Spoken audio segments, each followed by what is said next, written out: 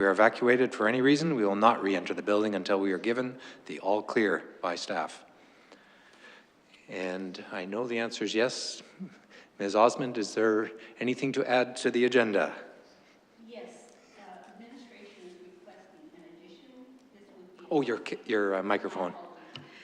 Administration is requesting an addition to the agenda. This will be an update to the legal liability report, and this will have to be in closed session. Okay, so we will add a closed session before number 6 as printed, so we'll call it the new number 6, and the adjournment would be number 7. Looking for a mover of the agenda. I see Mr. Councillor Payne.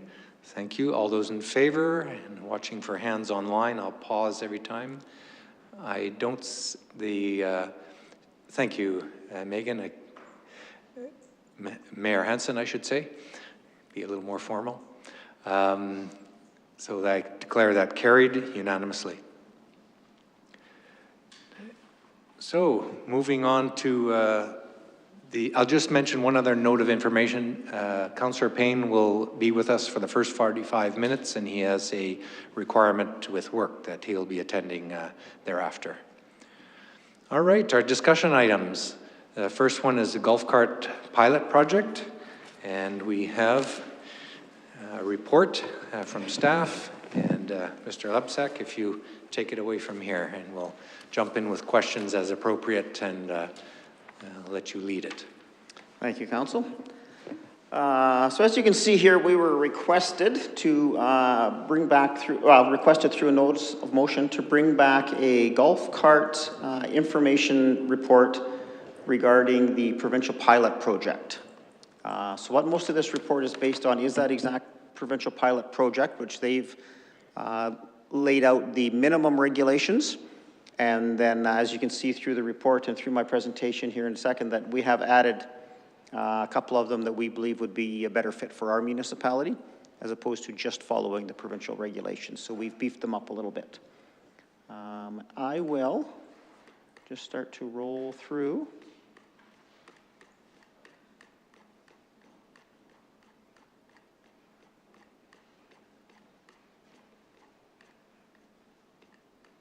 All right, so I guess that's a little bit cut off, but so again, as I just mentioned, it's the Alberta Pilot Project. They've set out all the minimum guidelines.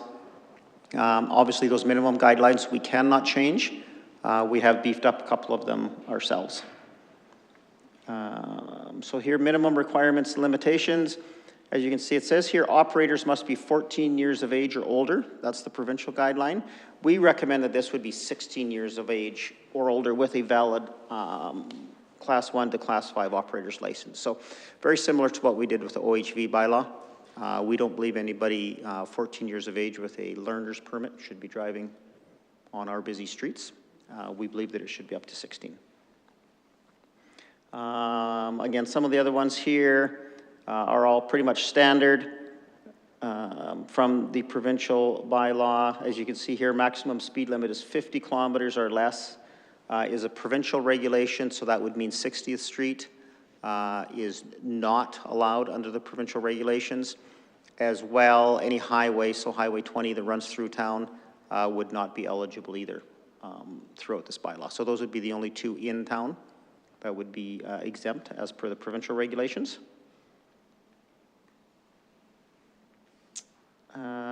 We added here, so one of the provincial regulations there also is no towing of vehicles or equipment. So again, you can't put a little cart on behind your golf cart and, you know, tow your supplies down to the beach or wherever it is you're going to go, or go for groceries and have a little cart on the back. That's not allowed. I think everything else there follows the requirements.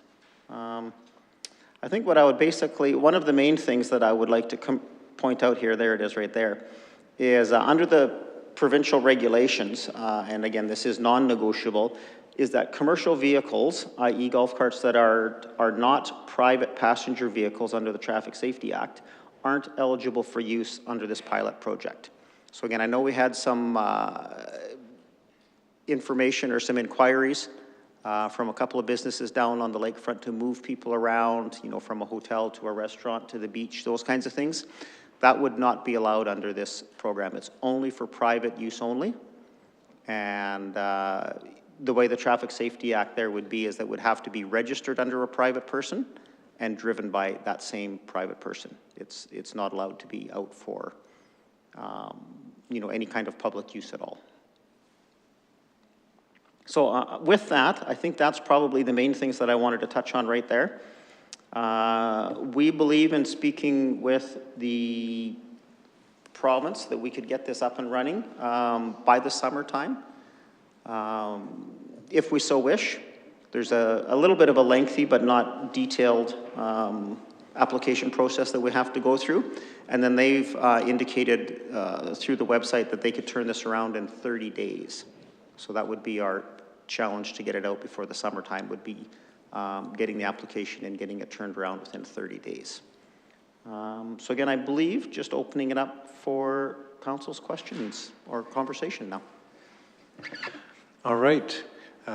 We could go online first. The order I see online is Mayor Hansen, Councillor Parson, and Councillor Rilling, and then we'll go inside here too. If any questions, starting off with Mayor Hansen. Or comment. Questions, just comment when it's time. Sure, anytime now. Yeah.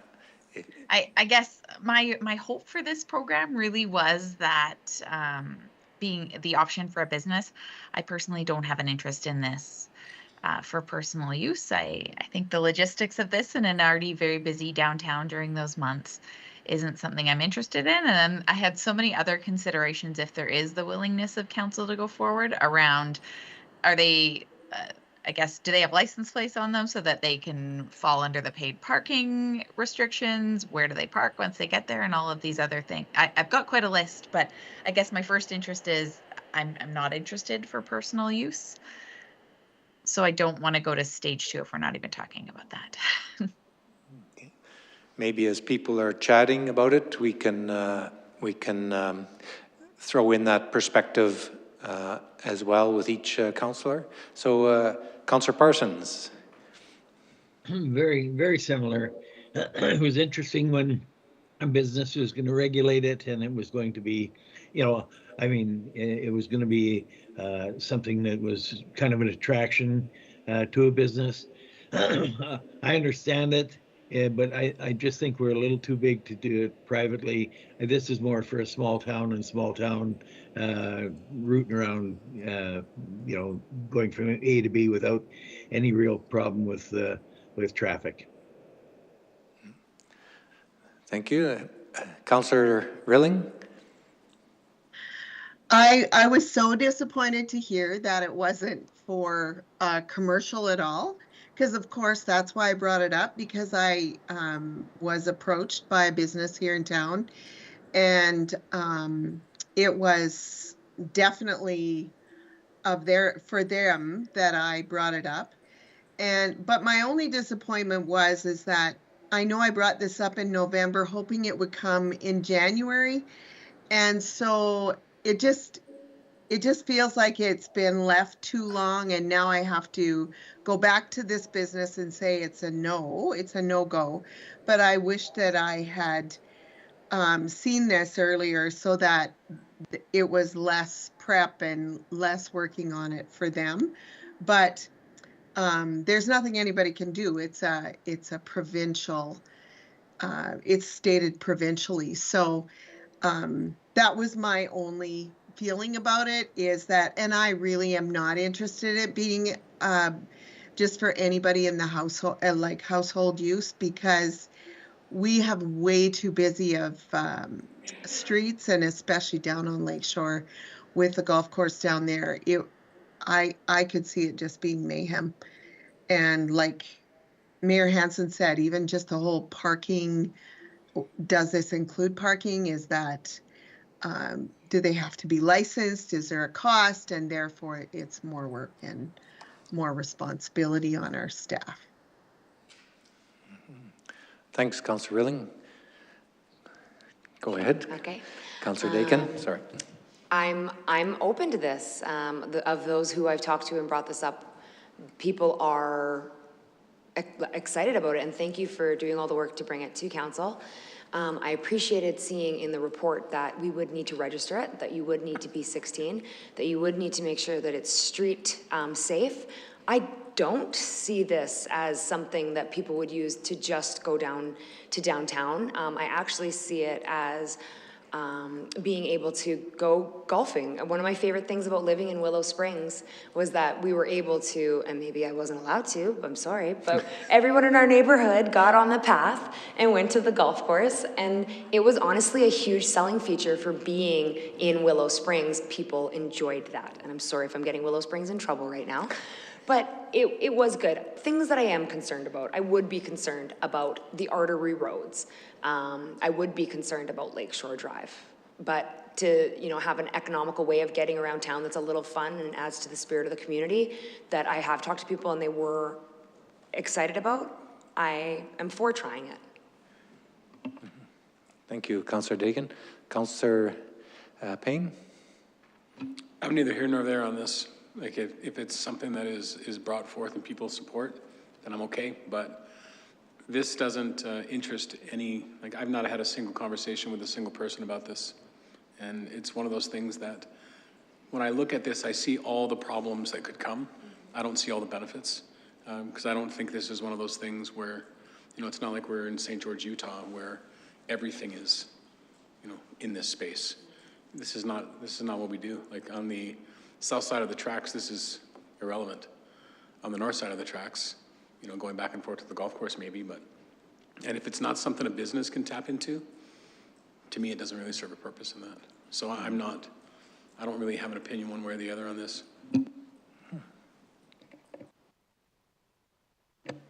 Thanks, Councillor Payne. Thinking of my own thoughts, I'm not completely opposed to the concept of the private use, although I had the assumption that it would be commercial possibilities too. My biggest concerns were what zone of town, because I don't want to see them everywhere necessarily, and I can see how they would be used more. And I was thinking what zones, because we have to identify the streets in the bylaw of where they'd be allowed. Definitely not on arteries in my brain. And another idea of how do you create a boundary, and I was thinking about north of the tracks, and I was also thinking of a zone south of the tracks in what I would consider the older neighborhoods, kind of from the Nomads to the Main Street zone there, with bounded by I think that's 45th Street on the very south end, and as I said, Main Street, and close to H.J. Cody, but not our main Centennial Street, not any artery. I could see them with the license we would have to give them by the bylaw. They would be part of the hotspot parking in my brain. I wouldn't want to see them on trails because I think we have enough modes of transportation on the trails and they're built for the width as people meet each other, and so it would be strictly for streets in my mind. And it would also not be on 47th, even though I included in my mind a possibility to expand that way. So you could cross 47th, but you wouldn't drive 47th. I'm not as concerned on Lakeshore because Lakeshore is only 30 kilometers per hour anyways, and these things should chug along pretty quick to that, but yeah, I still have some concerns, even though I'm in my mind thinking, hey, I could see how it could work in part of the town. I'll leave it at that, and we'll maybe do some straw voting too. Councillor Payne? Just, if we weren't mixed use, if we didn't have trucks and vehicles and other things, and everybody was driving these in town, then I would be much more in support.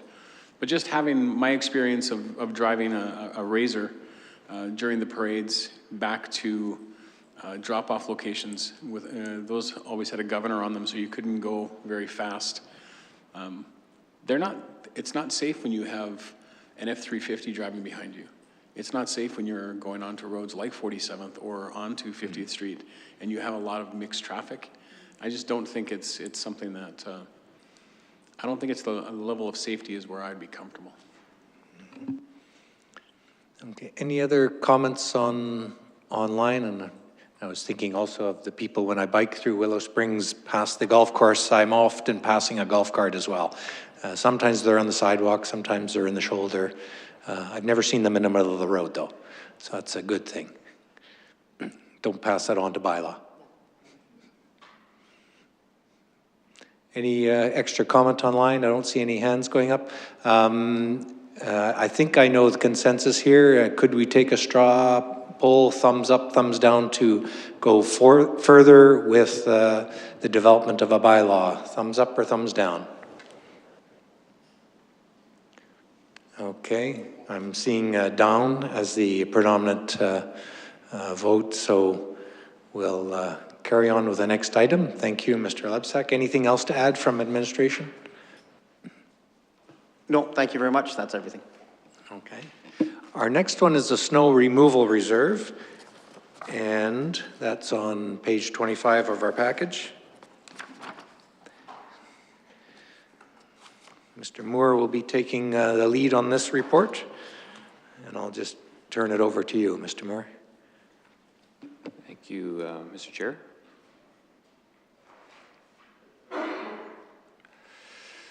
Just trying to find my... Mr. Lebsack was too fast there. Okay. Yeah, so this report is just to, I guess, clear up any misunderstanding and misinformation that was out there regarding the current status of our snow removal reserve over the last few months, and just outlines with some background there, just how we got from there to here, the current status of the snow removal reserve. Of course, it was set up in 2005 for some of those who are around and may remember that. And just outlines the transactions year by year that occurred and some of the explanation behind that. And then, of course, leading to the current status. So, of course, it does currently sit at 0, and a budget reserve transfer of $20,000 has been included in the 2025 operating budget to be transferred to snow removal reserve at the end of this year. So there's some adjustments that we have made and to prevent this from happening and in the future. And we're also proposing that council or administration at least bring back a proposal for how we're going to handle the reserve transfers in and out through the annual budget process, and a possible policy on this coming forward in late summer and early fall. So with that, I'll take any questions that council may have. All right, opening up for questions now. Are there any online? I'll start again there. I'll look again in a minute. Councillor Dakin, your question? Yeah, just one bullet item here was that it was mentioned that no investigation was carried out as those years are closed and no adjustments can be made. Is there a reason why an investigation should happen or a concern? Why is that in there? It's just we just looked at the one year, and so we didn't think it was, since we couldn't make any adjustments, we didn't go back any further to see if there were any, what miscodings might have occurred in those years, because we can't really do anything about it at this point. So that's just a clarification point. Yep. Okay. Mayor Hansen.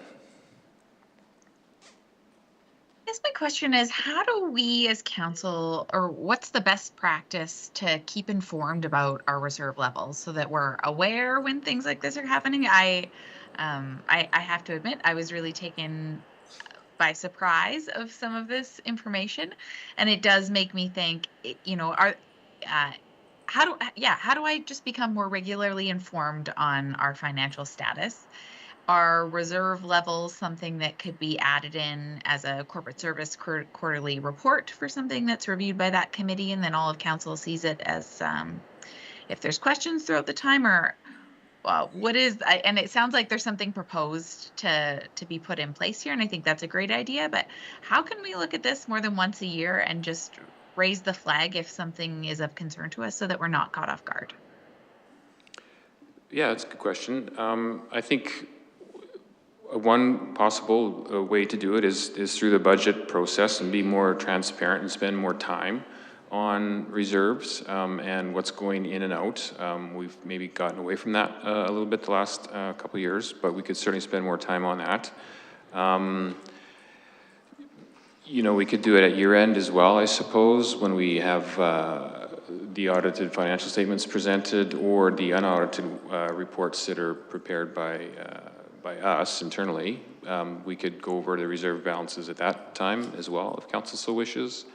And we could also do it during the quarter reports throughout the year.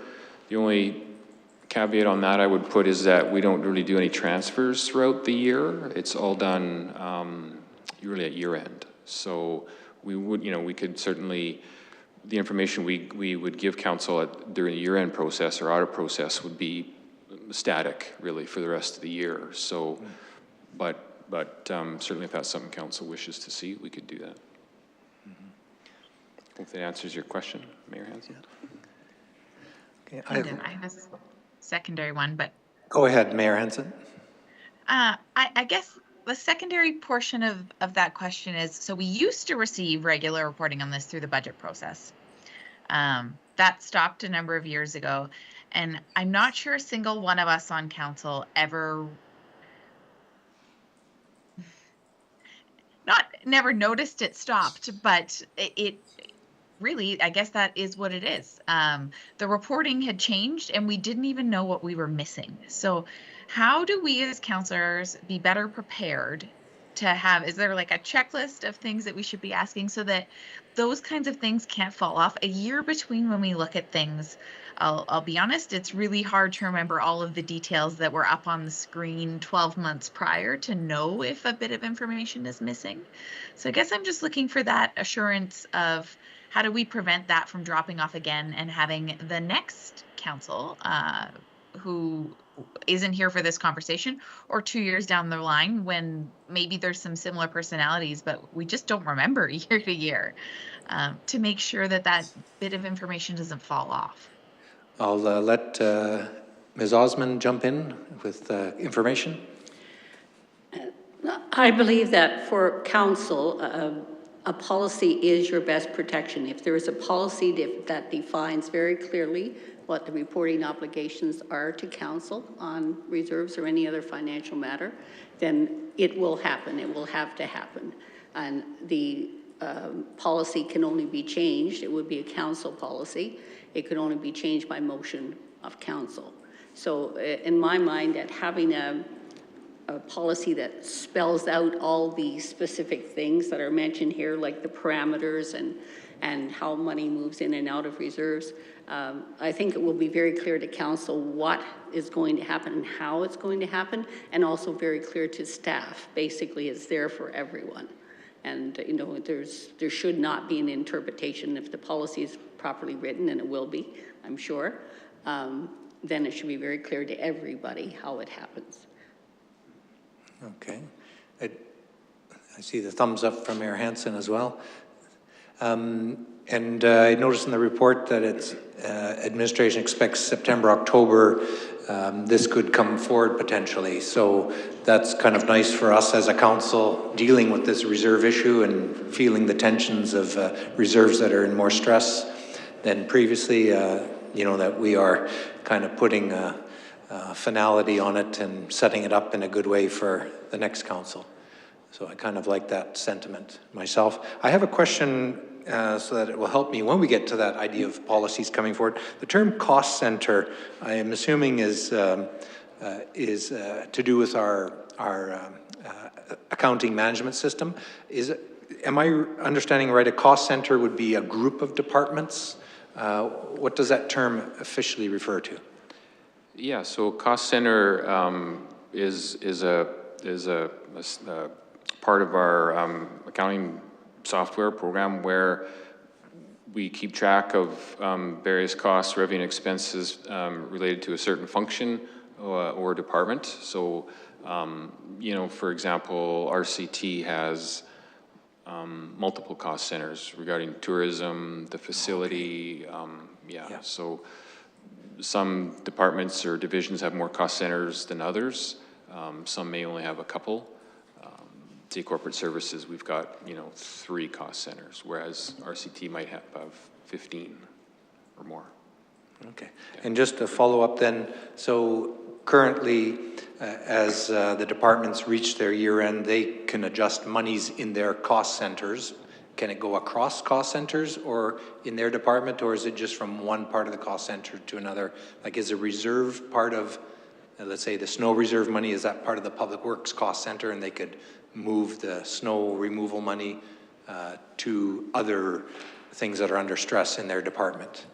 Well, departments or managers can move stuff within their cost center. Outside of the cost center, they should have approval from the CAO.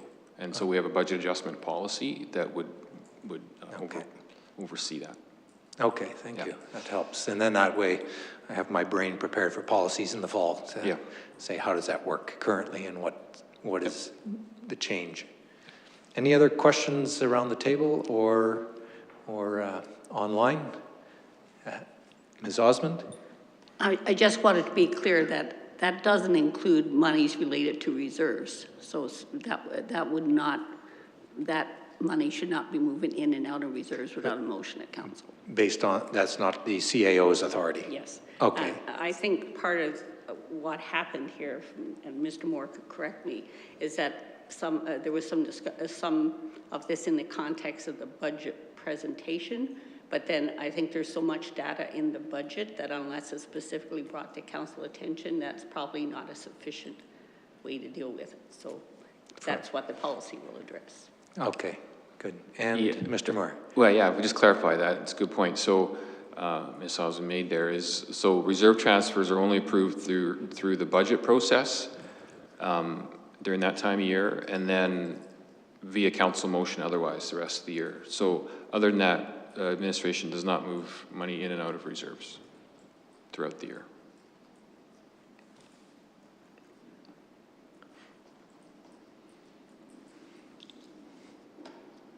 Okay, any other follow-up questions from council? All right, I think that concludes that portion then, and we look forward to the policy in the fall. Thank you.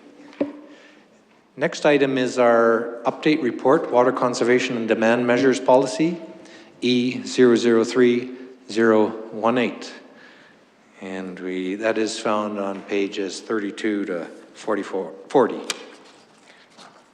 And we have Ms. Johnson and Mr. Khan here. I'll let you take it away when you're got it up. They're just opening the file.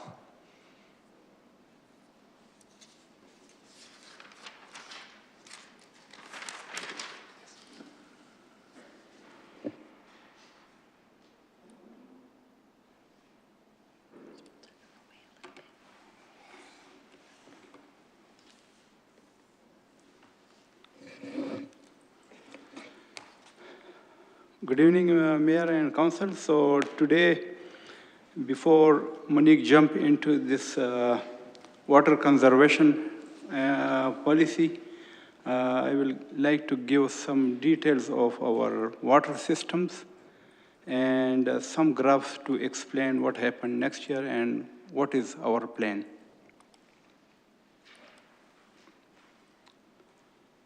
So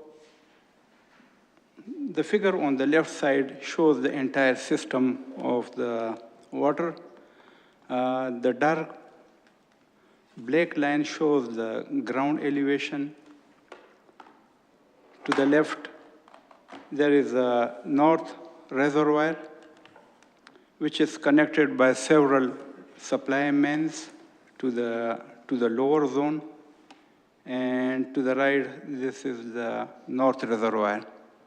As you can see, the difference between the elevation of the two reservoirs is 50 meters, which is significant. So it means that the south reservoir pushes a lot of water, and it pushes the water to the lower zone, and to prevent that, we have 3 PRVs in the distribution system. The role of PRV is it's unidirectional, so it will only allow water from the upper zone to the lower zone, and when there is a low pressure in the lower zone, like for example, there's a water main break or fire demand, these PRVs will open and will let the water to go to the lower zone. If you have any question, just... I'll jump in with one now, since you invite. The PRVs, the pressure regulating valves, we have replaced 2 out of the 3 this winter already. Yes. When is the third one anticipated? Third, end of March. End of March. Yeah. Any other questions that jump out? Just raise your hand and I'll keep my eye on the screen. Yeah. That's the bag again. So now we have some data which is coming out from different flow meters which are installed in all the water wells, reservoir, and within the distribution system. So this data is coming out from that. So I will start from the south reservoir flow data for the entire year. And as you can see, during the winter time, the flow is very in between like 1,500 and 2,000 range. As soon as we hit the summer season, it goes about 3,000 cubes a day. And during the time when there was a high demand, you can see that the pump did not rest at this time. It was a continuous flow of pumping. This straight line shows the licensed amount by Alberta Environment. Although each well has a license amount, but I have combined all the 3 for well number 1, 3, 5, and 6, 4 wells. And this is the total we can extract in a year. But as you can see that during the summertime, we extracted more water than our license permits. So what are the drawbacks of this?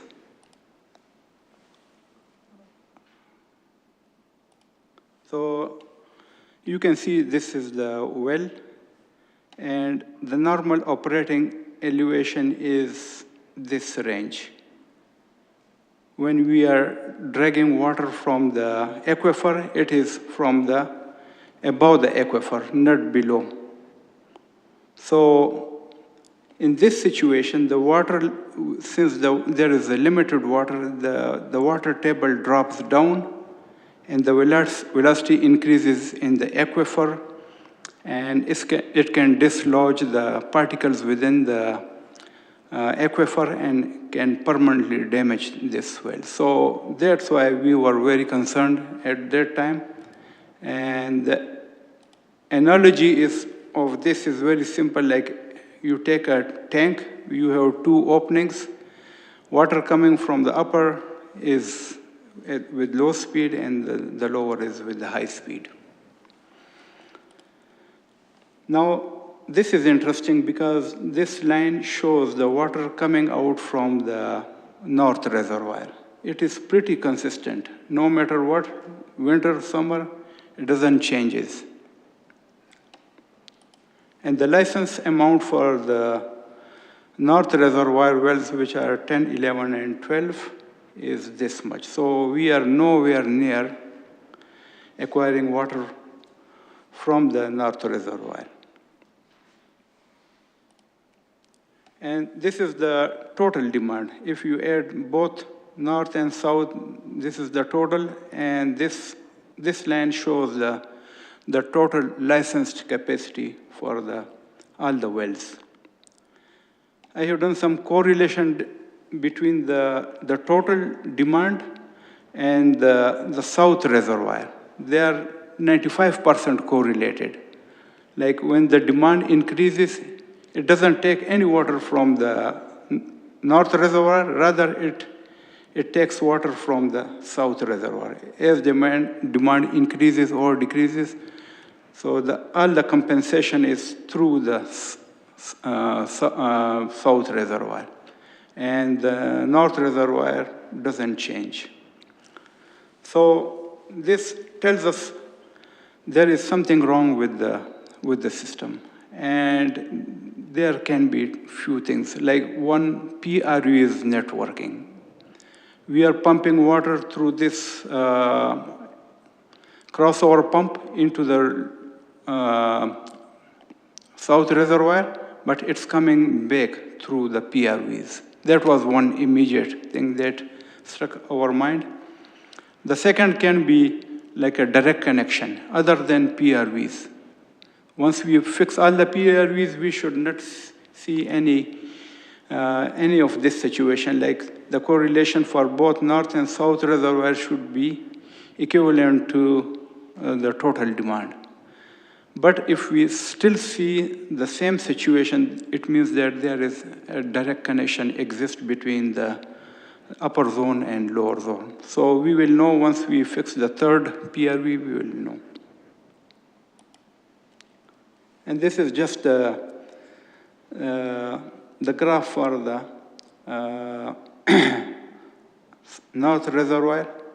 The yellow line shows the south wells, and this line shows just from the reservoir, because the reservoir is acts as a buffer between. So just for your information. We validated that with another flow data that we have crossover pumps from the lower zone into the south reservoir, and this shows the graph for that. And this shows the water coming from the north reservoir. So as you can see, in an ideal situation, this should not happen, because you can see the crossover pump is pumping more from the lower zone into the south reservoir than the incoming water. So it means that there is circulation. As soon as we pump into the reservoir, it comes back. So that's just a validation. So with that, if you have any further question, I would like to answer.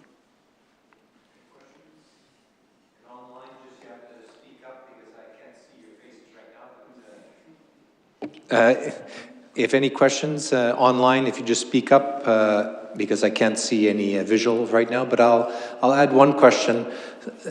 We're a relatively new community, at least the southern half of us is for sure.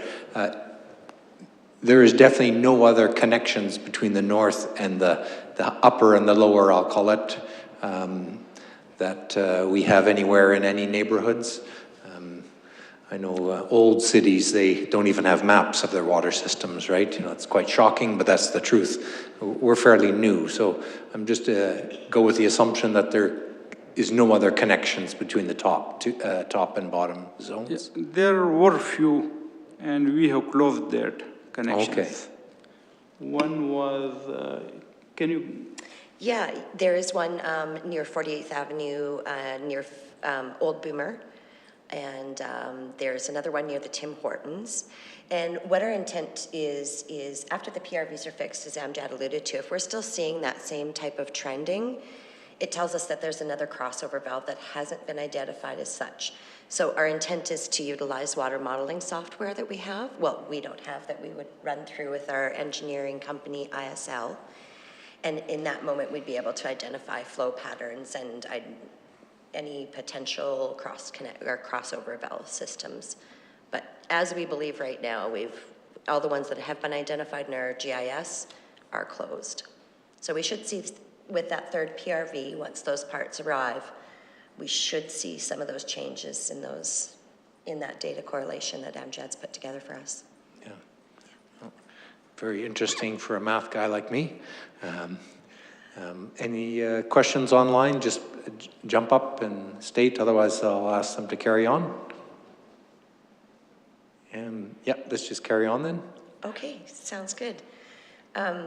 Really appreciate all the work that Amjad's done correlating this data, and it's nice to have that visual. It really solidified what we believed was happening. So now we're moving right into the policy.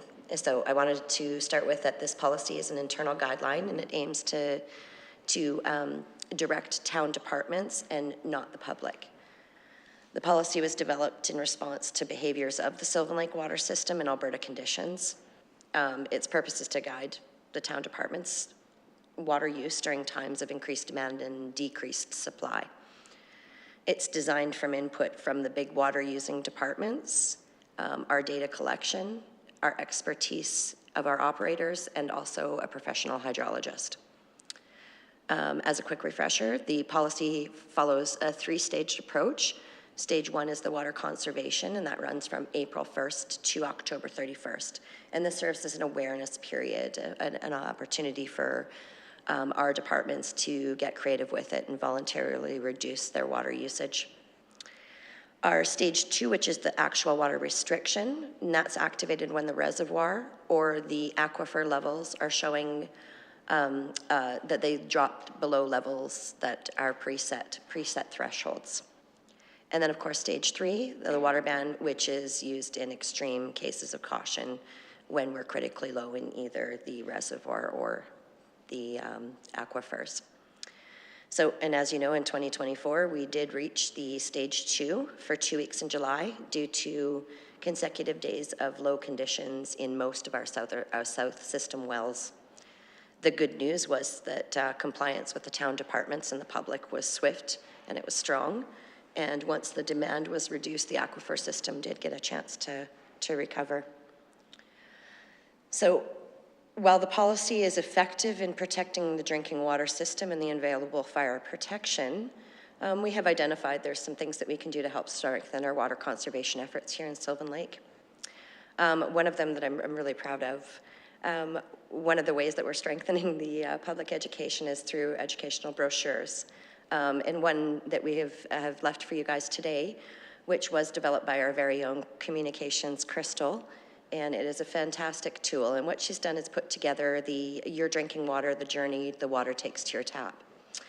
And this is, although it is very comprehensive, but we do think it's a great tool to help the public, administration, and council as well understand how the groundwater system works, and therefore, strengthening our ability to conserve water and use it wisely. We also have been and will continue to attend community events such as the Home Garden Show or the information fairs. This really allows us to get in touch directly with the public. And I do believe that the more that we are there to present, to answer questions, to take concerns, we're going to harvest some stronger public support. So we'll be out at the Sylvan Lake Hometown Trade Show in April with our toilet on wheels, so be sure to come and check us out if you're there. Other strategies that we've considered are expanding the Go Green app. So this is an environmental-based app that right now is being, we have a lot of uses for it. We can retool it as a tool to provide real-time information for water alerts and so on and so forth. We can also continue to use avenues that we've used before, like the mail stuffers and the utility bills, of course, our online reach out, and social medias as well. We have had some discussion about creating a centralized Engage web page that would provide real-time update and accurate information. I think that there was quite a bit of misinformation, mainly through the Facebook channels last year, that was really hard to combat that messaging. So to have a centralized place to forward these people to, might be a great tool to combat that. So we're also looking to make some important updates to our environmental rebate policy, and this would support more water initiatives like low flow appliances, zero-scaping, maybe additional rain barrels, where right now the program only allows 2.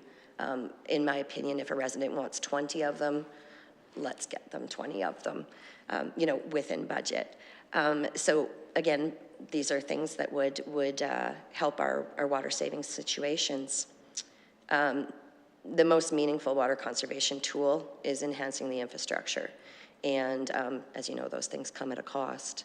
So things like a proactive leak detection program, potentially increasing some funding for the water main replacement programs, expanding SCADA and in-field monitoring systems to identify when, say, water main breaks are happening, try to get ahead of the water loss. So we do believe that these things will help us save water. So I'll end on that the policy is based in science and offers protection for our critical systems at critical times. We recognize the need for increased water conservation efforts. And at this point, we look forward to the conversation and hearing your thoughts on how to continue improving our approach to water conservation in Sylvan Lake. Thank you. And Councillor Dakin, do you have anything to jump in right now? And then I'll turn to online and before I make my comments.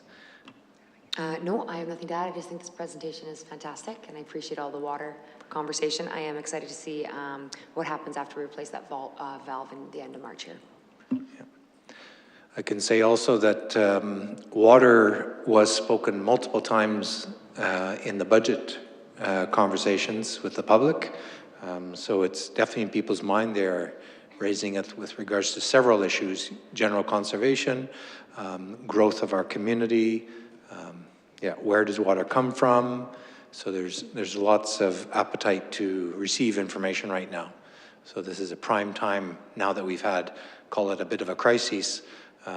There's an interest in what's our next steps and what are our risks as a community. So I think it'll be prime too. Anybody online before I jump in? I can't find them. I'm sorry, where am I? I got to the home screen and I was hoping they would just pop up. We're just looking for something on the screen. Teresa, Councillor Rilling, if you go ahead. Thank you. I really like the whole expand the functionality of the Towns Go Green app. I see that as a real plus for if it's always updated, very current.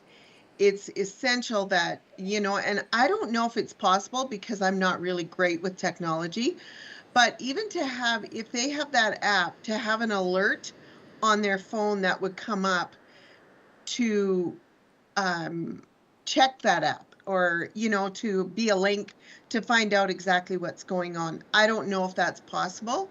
Another thing I really appreciate is the sign at the MGB and the signs when you come into town and how those alerts are put on there. And it just makes everybody much more aware of water is a big deal. And I think that that was what was so effective last summer. And so I just say kudos to that, but I really like the idea of expanding the functionality of the Towns Go Green app. Thank you. I'll add a nodded head to that, those comments, Councillor Rilling. Mayor Hansen. I love the direction that we're going, and I'll say this is one area I think we could just keep going with more. Like you guys heard me bring it up last week, but additional measures we can put in place around our spray park and how we use some of our facilities, I think should just be the standard practice. But also I hope that one day we get to a point where we can be more clear with people about how much they're using. I may have shared this example to all of council before, so, but maybe not, so just indulge me. But I went away last year to it was a Alberta Munis session that was hosted in Innisfil. Most of it was on water conservation. And they talked around how much is the average Albertan using. And to figure out the math to see if my household was within average, it took me 3 different calculations, and I still am not quite sure if I know where I sit. And I just wonder if there's an easier way to communicate with people about how much they're actually using. You know, part of the challenge was whenever you look up the data to see how much, you know, the what is the average usage or what should be the target usage. It's in a different measurement than what our bills say. And I guess, is there a way that we can be more transparent with people about how much you're using? So, is my household, are we hitting the targets that we're setting for our community? And or are we not? And there's some communities, Okotoks is one that comes to mind, that's doing a lot on that resident engagement around how much each household is using. And I'd love to see us use some of their best practices when it comes to that. Thank you, Mayor Hansen. I'm not surprised Okotoks has a sensitivity to that, because at one time they closed all growth at about 15 years ago, 20 years ago, because of water. Yeah. Councillor Dakin, then I'll jump in.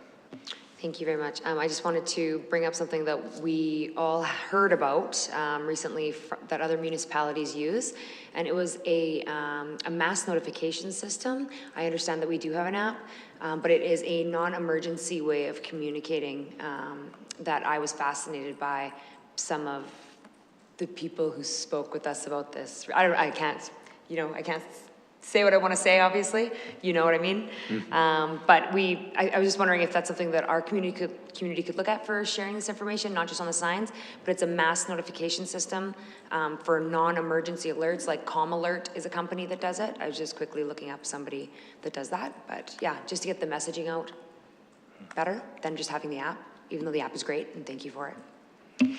Yeah, and you're right. The app does come with some downfalls. The person has to actually engage and sign up for that app. So, we need a pretty robust buy-in program, if you will.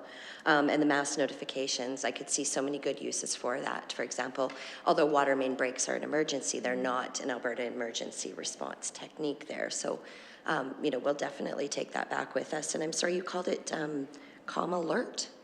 Was one of the ones that you mentioned? Yes, I believe you said Calm Alert was one.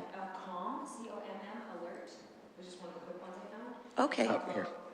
Sorry, Calm Alert, COMM Alert, and it was just 6 ways municipal governments use a mass notification system for non-emergency situations. Fantastic.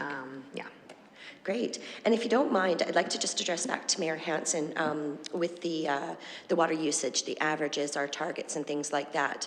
That is absolutely a tool that would be very beneficial, right? If my home is using 25 meters cubed a month, and I have learned now that the average citizen in Sylvan Lake is using 5, I'm kind of going to check myself, right, and rethink, some of the practices in my home.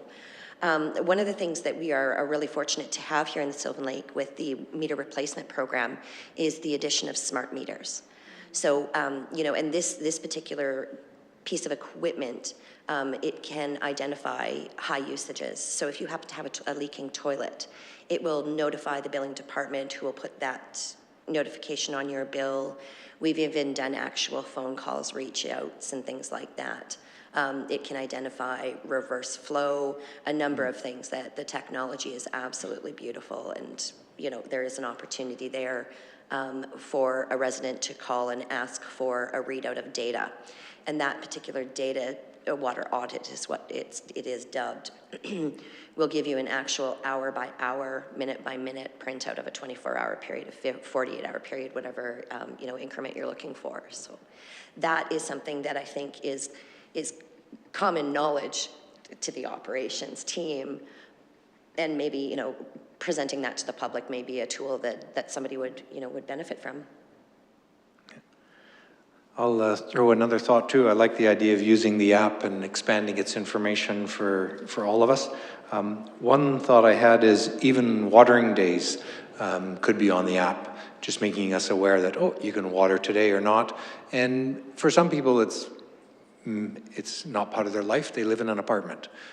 So if the app has the ability to, if we're able to customize what notifications do I need from my app, some people at this point in time don't need recycling, for instance, to be told because they don't have it at their apartment, using the apartments as an example. Hopefully everybody else does care about that topic, but the idea of opting in for that information rather than having notifications hitting you all the time is a nuisance too. But I also like in the notes about continued policy development, having the policy flexibility, because I know in the spirit of helping the community. The library canceled one of their arts programs because the art program used a considerable amount of water.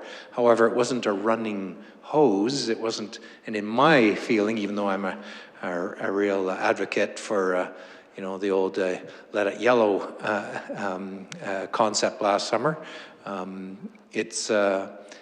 it was something I felt like, oh, the library shouldn't feel obligated to do that, to cancel a program that was great for kids.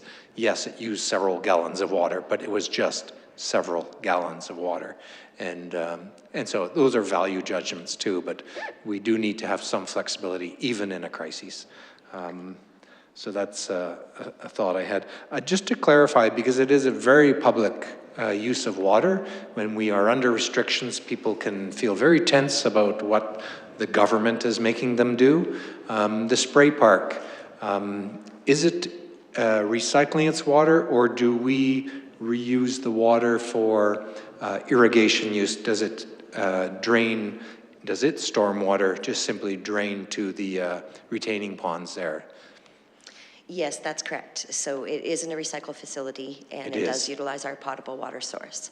The water through the drain system, so of course what the kids haven't consumed or absorbed, does head to the irrigation ponds. And then from the irrigation ponds, the Parks Department uses that for various amounts of watering initiatives that they have. Something to keep in mind that with the drought condition last year, that was even a struggle. So although the park was running, it was filling the ponds, it didn't meet the needs in high drought conditions like that. So we did also include, it's an updated bulletin from the City of Calgary on the stage 4 drought conditions. So they have reduced that. The snowpack isn't where, it is still below average, but it's better than it was last year. So we are, of course, hoping that we're going to have a very rainy season coming our way, and that'll help, at least get those ponds that they're drafting from to, really make a difference there. But yeah. So just to be clear, did I hear? It's just my hearing, not your voice. We do recycle the water at this? No, we don't. But I heard the other part. It all goes into the irrigation ponds, I'll call them. That's correct. Yeah. Okay. And because that's another concern too, is flexibility of policy. Right now, we're still in a dry period. You can see it in the retaining pond up by 60 West there. It's much lower than it was when they first dug it. But boulevard trees sometimes need to be watered. And even in a drought, that's the time you actually water. Otherwise, you leave trees alone. So domestic trees in these urban settings, in these concrete structures especially, need to be watered at times. And so we need these flexibilities, because otherwise we're going to be throwing many dollars worth of trees, hundreds of thousands of dollars worth of trees down the drain, or into the chipper, I should say. That's absolutely right. We're not going to trip over dimes to pick up pennies, so to speak. Yeah. And that it's important to note that when I just brushed by it really quickly in the presentation, our departments made great efforts. They actually, Parks and Recreation absolutely did. They turned to water harvesting. So drafting from some ponds that are storm fed is an option that we're going to explore for this year. We have 3 large harvesting tanks up at the South Reservoir to capture the roof water. Anything that comes down to the leaders. And that's only as good as the rainfall that's there, but capture every bit. We also have installed a tank at our bulk water station. So each user, the system, when they disconnect, purges a certain amount of water that goes to waste. We've put some IBF totes out there that Parks and Rec uses to fill their water truck. And then they've also taken the extra step to identify on the side of their water truck that this is harvested rainwater or harvested water, recycled water, so be it, so that it's clear that, when you're right, we can't let the trees or the plants or those things die in a stage 2 or a stage 1 restriction. But it does sort of, I think, give the public some confidence that, we're not just out there, you follow these rules, but we're not going to, and we don't want that perception by any means. Yeah, no, thank you. Any other questions online either? Okay, do you have the feedback that you need to? I believe so. Okay. Absolutely. And we're always here and you're always there, so we can talk some more. All right, we have hit the 1 hour mark, and I think it's advisable that we allow the chair to go to the bathroom. So we will take a 6-minute break, so 7:08 according to the clock there on that side, or that'd be 7:06, I believe, we'll get back together.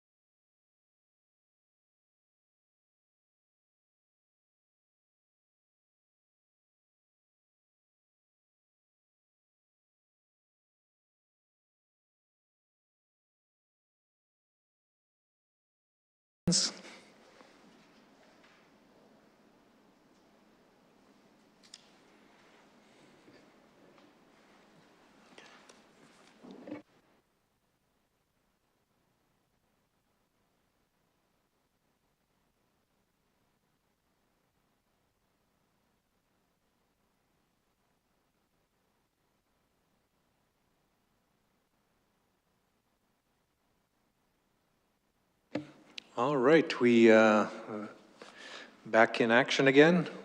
And our next item is Housing Accelerator Action Plan Update. Ms. Devlin will lead us through a presentation. It'll be on screen too for those online, or? Yep. Yes, it will be. I'll turn it over to Ms. Devlin and she'll share screen with all those online.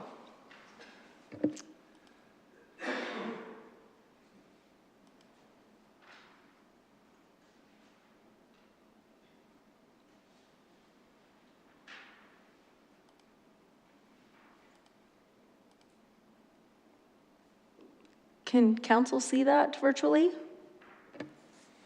Yes, they're nodding heads, yes, and thumbs up. Excellent.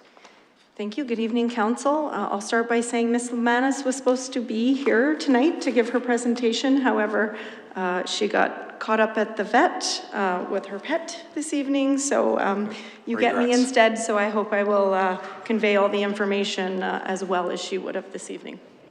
Thank you. Tonight, we just wanted to give council an update on our Housing Accelerator Action Plan and our progress to date. We've completed the first year of our program, which would have ended January 31st, 2025. And as such, we were busy doing our year-end reporting for CMHC. And with that complete, we wanted to bring forward all of the information to council to see how we did and report back on the first year. So tonight, we'll discuss the Housing Accelerator Plan progress. So progress we've made to date, actions complete, and what's still outstanding for council. State of the current housing market, give you a brief overview of what it looks like as a snapshot in town. Our remaining $50 and what initiatives council might want to consider spending the additional funds on. And a slide on new initiatives and additional funding opportunities. So some information there that we'll discuss based on our final year-end report we submitted. So just a quick background reminder. So our action plan had 8 initiatives. As part of that and our commitment to those initiatives, we were awarded $5.48 million. We've committed to 555 new permitted housing units over the course of the 3 years, and 30 of those are to be new affordable housing units. Of that 555, 168 are what we're receiving funding dollars for. So those are our additional half-funded units, as we typically refer to them as. So completed Housing Accelerator Action Plan initiatives. Our secondary suite supports, so just to remind council, that was an amendment to the land use bylaw to increase where secondary suites could go within the community. That was completed in July of 24. And it targets missing middle housing types. So missing middle housing is, it includes duplexes, 3 and 4 plexes, row houses, stacked row housing, and secondary suites. So essentially anything larger than a single detached dwelling, but not as intense as our apartment units. Our apartment incentive was also approved in July of 24. It targets what we call missing middle other, so that's anything over 4 stories and greater. So we have had 1 application so far to date under this initiative that was approved. Our multifamily tax grant was approved in October. It also targets missing middle housing, so this is for row housing or plex type development. And our 4th initiative that was completed was the direct control redistricting, which was just done a couple of council meetings ago, passing 3rd reading of that bylaw. That also allows all and supports all housing types. Our remaining initiatives include the secondary suite loan program. This one encountered a couple of hurdles, and the establishment of our nonprofit society that's just in the final stages of getting it established and set up so we can start implementing this program. This is set to come back to council within the next month for you to see and finalize the program. Our permitting software, which we have a completion date of January of next year. Our Dollars for Doors program, again, in the next couple of months, we anticipate having that in front of council. That will incentivize, it'll be a grant program for affordable housing units with a grant per door being awarded. And our housing needs assessment, currently it's in draft review. It's tentatively not due until the end of our reporting. We would like to have it wrapped up this year, but it doesn't target any units. No units have been committed to that initiative. It's something that CMHC required of all municipalities to make sure they have an updated needs assessment. So any questions, and council, if you have any questions, you can feel free to jump in if you want to. That might be the easiest. Maybe I'll jump in with one myself, and I'll look to the screen in a moment. The draft, you said the housing needs assessment is at a draft review phase. Is that something that can be seen in draft by council, or is that too drafty, if I'll say it that way?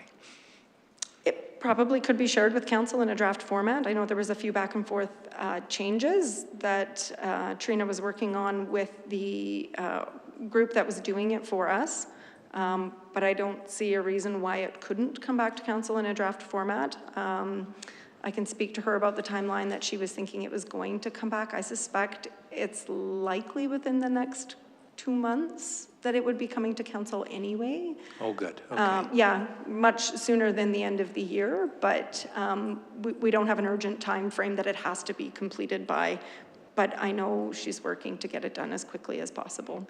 Okay, because that's kind of why it comes up in my mind, because we have that potential for a housing summit in the near future, and thinking, you know, if we as council and potentially community groups will know where this report is pushing to, but if it's coming up that quickly and the housing summit kind of timing is about the same, which I believe was the thinking, maybe you can touch on that too, and say, would they combine, be a little synergy there?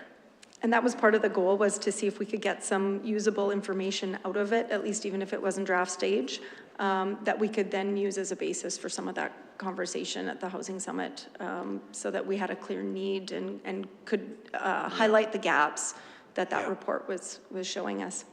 Okay, any questions online? Megan Hansen? I had a question around the Housing Summit. Wondering if we have selected a date yet. We don't have a date formalized yet. Again, right now, there's a bit of a concern about, or hesitancy is what exactly the focus of the summit will be specifically, what information we want to present to the group, or what our ask is. So some of that was, again, waiting to see what the needs assessment was going to kind of flush out for us. And there's a few options that we were talking about, including a potential call for interest, which maybe we'll pause that and remind me when we get to the end of the presentation to circle back to that. In terms of a type of initiative that some other municipalities have been undertaking, but I think it'll dovetail into part of the conversation later. Okay, let's jump forward again. Oh, Mayor Hansen again, a follow-up? I just want to say I am finding a bit of a challenge with our lack of a date there, only because we already very publicly said it was kind of an early this year thing, and we're just, I'm pretty consistently getting that question when I attend meetings that talk about topics like this, like, oh, I thought that was happening in February. Oh, maybe in March. And I really hope we can get there soon, and like, I certainly would want to see it before June. If we're doing it in June, we need the date tomorrow to make that happen and to give everyone enough time to go there. So I really urge us to put some fire behind that, and certainly within the next couple of weeks have that date targeted so we could start telling these community groups, because we've told them something different and now I feel silly. Okay, thanks, Mayor Hansen. Okay, I'll turn it back to Ms. Devlin to Great, thank you. jump to the next items. Yep, just making a couple of notes. You bet. Excellent. So moving on to give council an overview of the permits that we issued in the last year that count towards our initiative. So total, we had 350 net new units approved within our building permits. So all of these numbers come from building permits, not our development permits. We had 60 single detached houses approved. We had 30 duplex units, 79 row house units, 14 secondary suites, which was rather surprising that we had such a significant jump, 174 apartment units, and then we had 7 demolitions of dwelling units. So all in all, we had 357 units approved, but for CMHC's reporting purposes, they have to be net new units. So when we do our reporting, we can only claim 350 units were approved. So at a high level, that's what that looks like. Secondary suites, I will note that the majority of these came from row houses. I don't have the split, the numbers. Trina might have had that information, and I apologize, I don't have it. If council's interested, we'll make sure we get it. But we did have a considerable number applied for and approved within row house developments. So that was really positive to see those being added to our totals, because in the past years, over the last 3 years, our average was 3 or 4 a year at the most. So that's a big improvement. So how does that compare to our targets, and where do we sit? So we had a total of 555 units that we committed to year 1. We achieved 350 of those, so we have 197 left to hit over the course of the next 2 years. You can see there's a percentage breakdown. We're at 53% of our single detached target, 54% of our secondary suites. We've got 88% of our apartment units already met, and 50% of our other missing middle. So again, that's everything duplex to stacked row housing developments. And overall, that's a 63% goal that we've hit in that regard. Affordable housing, we committed to just over 5% of those units to be affordable. We have not seen any movement on that. However, our affordable housing initiatives are still upcoming. So those ones are being actively worked on and should be coming within the next 2 months, as I mentioned, to try to see some movement there. So over the course of this year, there'll be a lot more focus put into not only the $1 for Doors program that we'd identified, but the potential for other initiatives if we feel that we need some more incentivization to achieve this. And again, we'll talk a little bit more about this later in the presentation. Any questions before I move off that slide? Yeah. Okay. Councillor Dakin. Just for clarity for me, it says that the total number that we need to hit is 555. We have 350. How come the number's 197 to get to our target? That is. Oh, it might be the 7 maybe, that we've got that issue. The maybe demolitions. it was. Yes, and it might have been that. 205. That's a really good question. Yeah, the numbers weren't making sense, that's all. I'll just double check too. Yeah. Okay, that's okay. I'm not sure. I'd have to go back and recheck Trina's math Yeah, on that. I was wondering if it was the net number, like the net, but maybe not. It doesn't matter, I guess. I just wanted to know if that would affect our 63%, where we're at. No, It's close to that. shouldn't, It's but close it's to clo- that. we're It's close. something We're about- on. The takeaway is we're doing extremely well. We'll leave it at that. Funds spent to date. So we're receiving our Housing Accelerator Fund payments in 4 installments.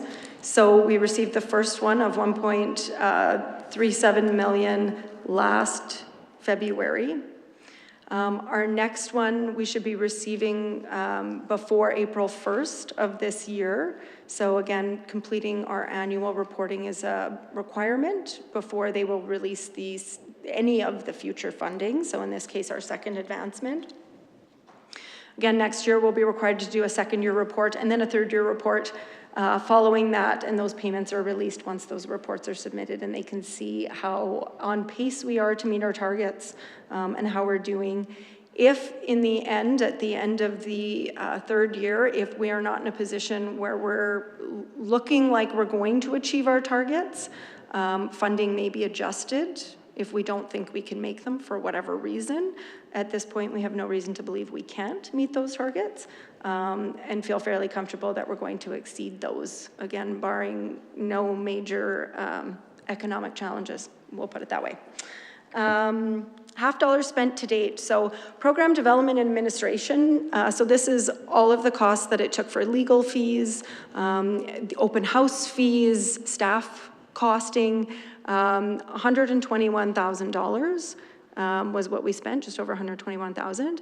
And we've awarded the one apartment incentive grant. So 50% of what they will receive, they were already credited for. So that's just over $28,000. So to date, it's $150,203.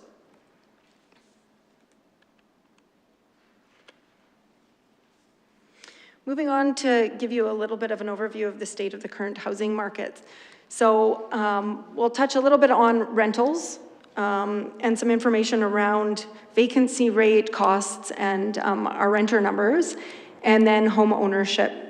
And we'll have a look at those two different scenarios in the community. So rental housing, the first graph there, our table shows that our current vacancy rate is 0.6%. We are less than 1% vacancy rate in the community. So this has taken a steady decline since 2021, which was at almost 9% vacancy. And then in the second table there underneath that shows you the comparison for provincial and federal numbers as well. So provincially, we're at 3.6, and federally is 2.2 across the country. So we are considerably lower than that yet. So when administration talks about, or when you're hearing from the community that rents are high, it's extremely difficult to find places to live, this is why we're seeing such challenges in Sylvan Lake. Currently, 32% of all households in the community are renters, so 1/3 of our community rents. The vacancy rate, so that rate is from 2024, based on the federal census numbers of 0.6%. And average rent for 2024 for vacant units was $1,867 a month. So this number comes from our Wellness and Community Connections department. They track vacant units. The information we can get online from CMHC for previous years looks at all vacant and occupied. Those numbers come in a little bit lower, but that includes rental units that have been occupied by long-term tenants, which generally have a lower rental rate. So we've chosen to focus on current vacant units for people today who are looking for somewhere to live. These are the numbers that they are facing. So WCC also mentioned that larger units, what they're seeing for 3 bedrooms or larger, are coming out at about $25-22 a month. So that gives you a bit of an idea of what the rental housing sort of snapshot looks like. Moving on to home ownership. So 68% of households own their own home. Current inventory levels for homes that are for sale are very low. I know Trina reached out to one of the realtors to get this information, and they said there isn't a lot right now for sale. Current data suggests a median price of a home selling in Sylvan is anywhere between $485,000 and $507,000. There was a bit of a split between the couple of sources that Trina received data from. So somewhere in that target area seems to be where the average or median price is selling for. And that's across all housing types. So that's not just single detached dwellings, that's everything. The provincial median is $503,000. So we are right in there, similar to what the provincial number looks like. And she's included a graph there with the median list price. We weren't exactly sure why it peaked so high in January from where it was trending, but kind of interesting to look at the 6-month snapshot.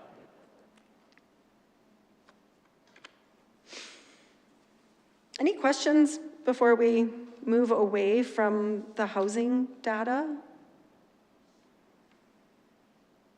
No? Okay, I'll move on to the additional use of $50. So the half contribution agreement lists eligible uses for the grant dollars over and above those approved in the action plan. And if council recalls, last June, we had a conversation at one of the committee of the wholes, talked a little bit about that and got some initial ideas and thoughts on other things council might want to spend the additional dollars that we will have remaining on. The first two payments that we will receive from HAF, so the second one that we'll receive within the next month, will have more than enough HAF dollars to pay for all 8 of our initiatives that we've proposed. And there should be a little bit of money potentially remaining. We're not 100% sure. But we are estimating that approximately $3 million of the 5.4 will be extra. So over and above what we'll spend on our initiatives that can be allocated to other uses.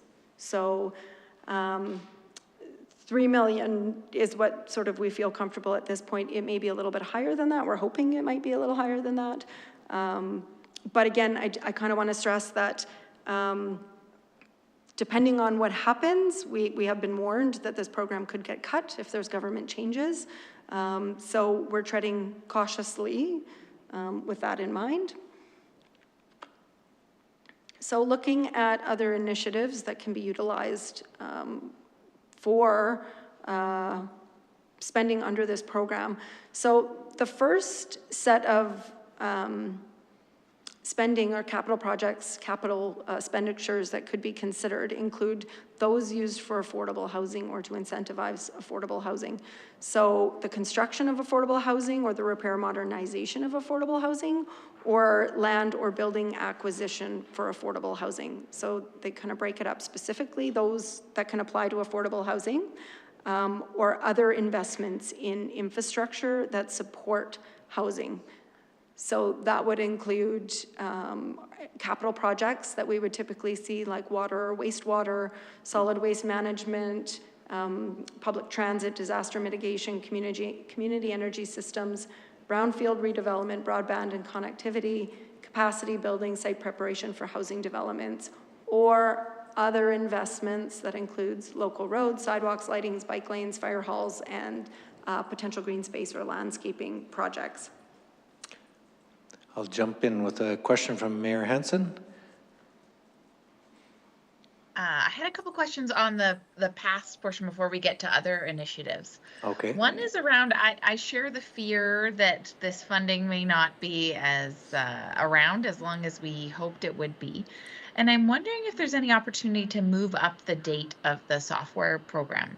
Like, is that a funding challenge that's causing it to still be another year away? Or is there something else we can do to move that up? And then my secondary question is around, in the report, it talks about we had the opportunity to submit for additional initiatives.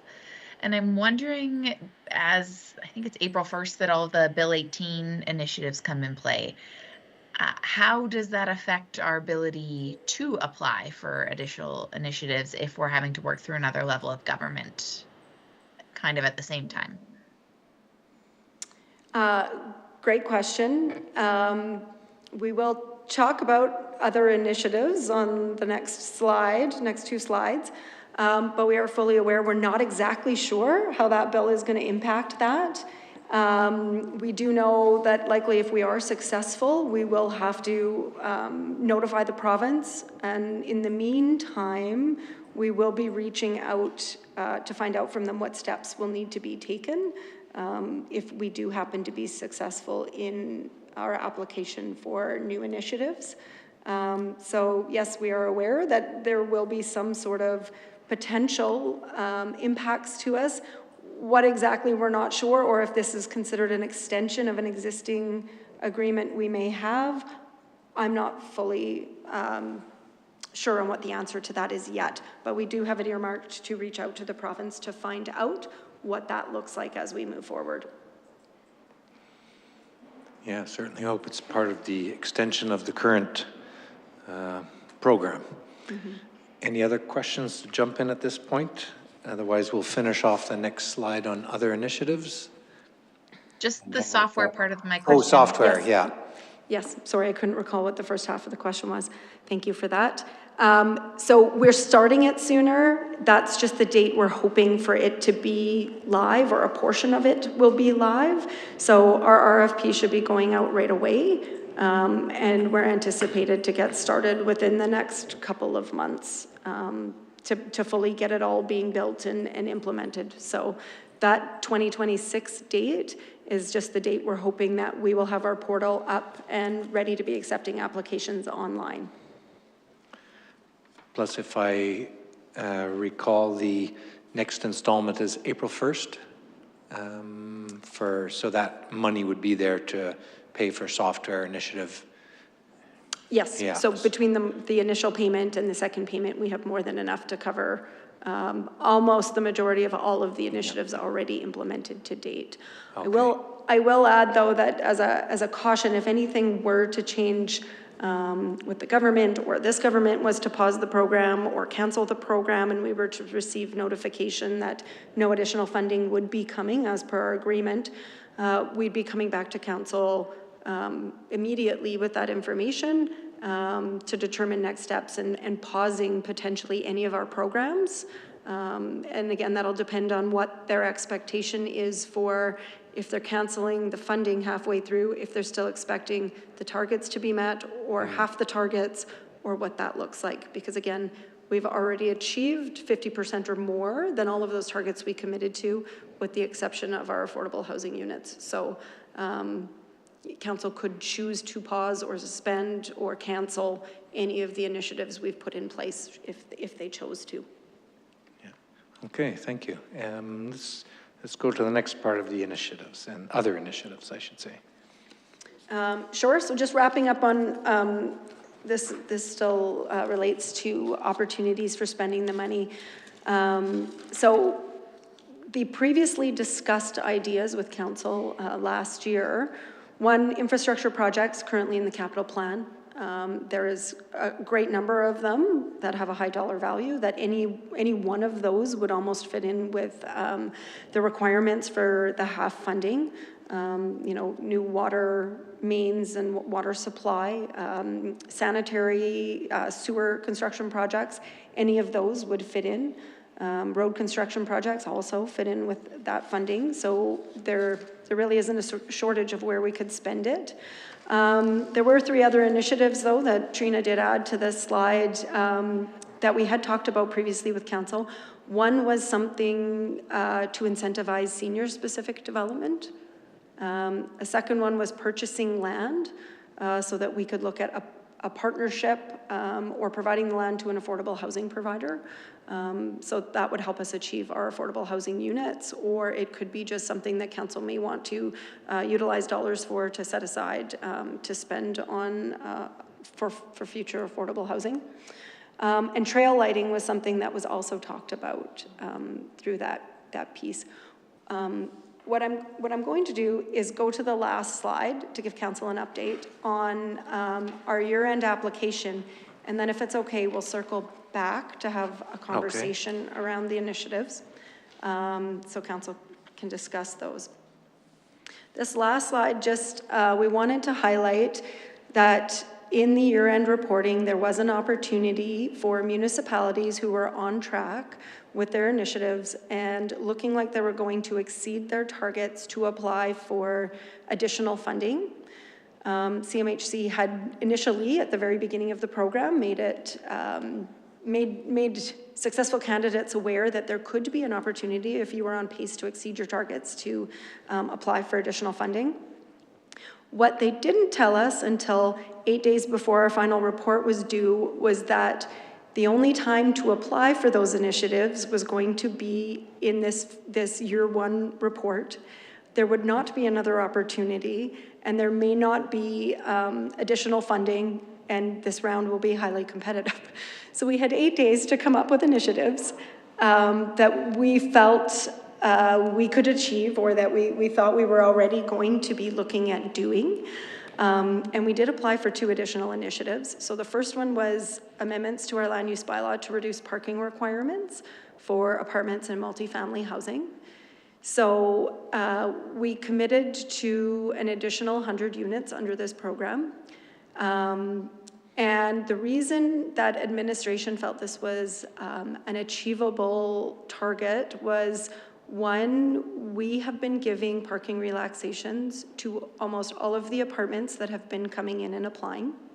And administration believes that our requirements for parking are a little high, that we could reduce them without any negative impacts to neighborhoods or what we're seeing, because some of the apartments that have been developed that met those requirements a number of years ago aren't necessarily utilizing all of those parking stalls.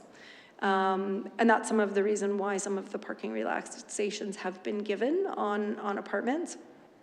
Again, but I do want to stress that there is no obligation. We haven't brought these forward formally for council to approve and accept. So, you know, unless there is funding allocated, in which case these initiatives will come back for council to determine whether or not this is something you want to see happen or give support to. And we will need that formal motion in that regard to amend our Housing Accelerator Action Plan and add these to it.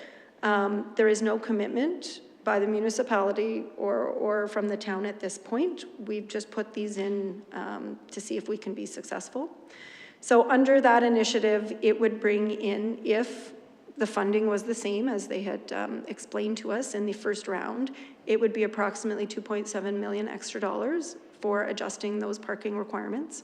And again, I'll reiterate, this was something we're planning to bring forward administratively anyway, so we felt it was a good opportunity to try to capitalize on that if there was additional funding available.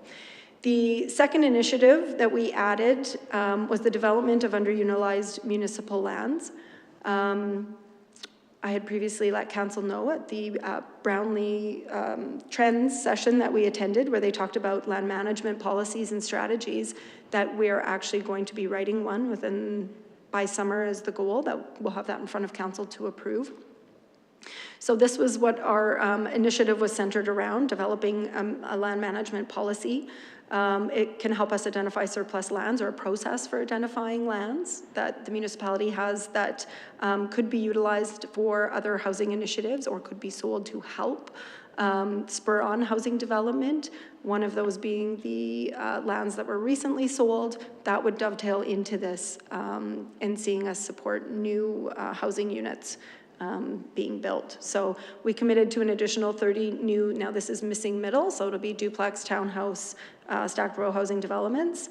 And if this one is approved, it would be just shy of another $1 million, so $960,000 in potential funding for this. Again, we're looking at doing and bringing forward already on our own accord.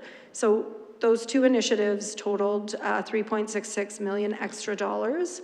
And if we were to be successful, it would be around $9.2 million total that we would be looking at potentially having under the HAF funding program. So we're anticipating hearing back, hopefully, we'd like to think by April 1st, when we're going to get our additional, first round of funding amount, the 1.3 that we're expecting. But we're hoping that before they allocate that to us, that we'll hear back on whether or not we were successful with these two initiatives. And these two initiatives were picked specifically off of the top 10 list that CMHC has for initiatives that they prioritize highest. Several others we were already doing, so it made sense that these were things we had planned. They were on their list, so we felt that there was our best probability of being successful to do it that way. Question on the second one, trying to picture other municipal land that's underutilized, because I know we own so little. I can just picture our alleyways and roads as the only land we seem to own that doesn't have a building on it already. What other lands do we own that could be housing?